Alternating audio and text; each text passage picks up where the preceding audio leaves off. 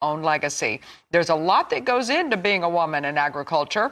This week on Dirt Diaries, Zoe Kent shares her journey of returning home to take over that operation in Ohio while also using social media to promote the rural way of life. Her podcast is available today wherever you stream your podcast.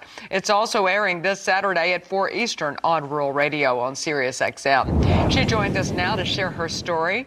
Thank you so much for your time today, Zoe. I know you're busy. So tell us a little bit about your family farm and what led you to come back to that operation after college.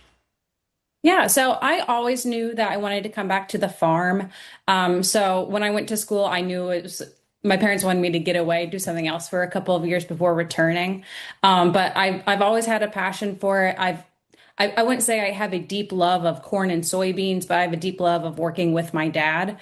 So getting to work alongside him was really great. And then now that I've owned the operation for 4 years, he's still in the background mentoring me and helping me make all those tough decisions. Well, so you've actually taken over the running of the farm. Tell us about that transition and what all you've learned in that process. Yes. So succession planning is a never-ending task. I would like to say that we're in the second half of a 3-part series of succession. So my dad and I formed a partnership in 2019, and we were partners for a couple of years. And then I bought him out in 2021. So I'm now a sole proprietor. I can't ever say that right. No, I'm an S corp inside of an LLC. It's so much legal jargon. It's so much paperwork you have to do these things. But I always tell people, like, you just have to get the ball rolling there.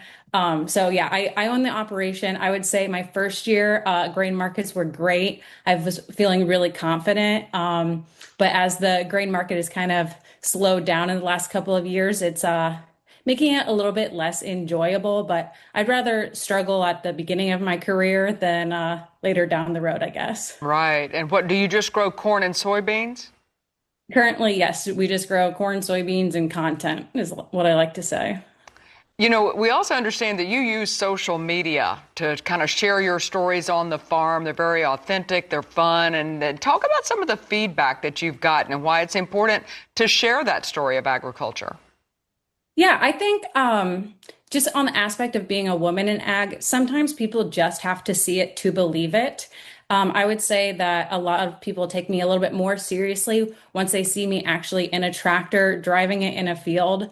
Just something about them not being able to picture it in their mind when they think of a stereotypical farmer. I think it's just really legitimized what I've been able to do.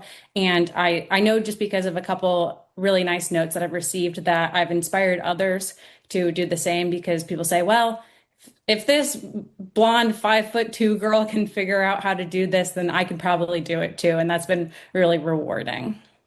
Well, we love your story and how you advocate for agriculture. You're a hardworking farmer for sure, so we look forward to that episode. That's owner of Kent Farm, Zoe Kent. We appreciate you joining us today. And be sure and catch her Dirt Diaries episode. It's out today on all podcast platforms, and it will air again Saturday at 4 Eastern on Rural Radio on Sirius XM.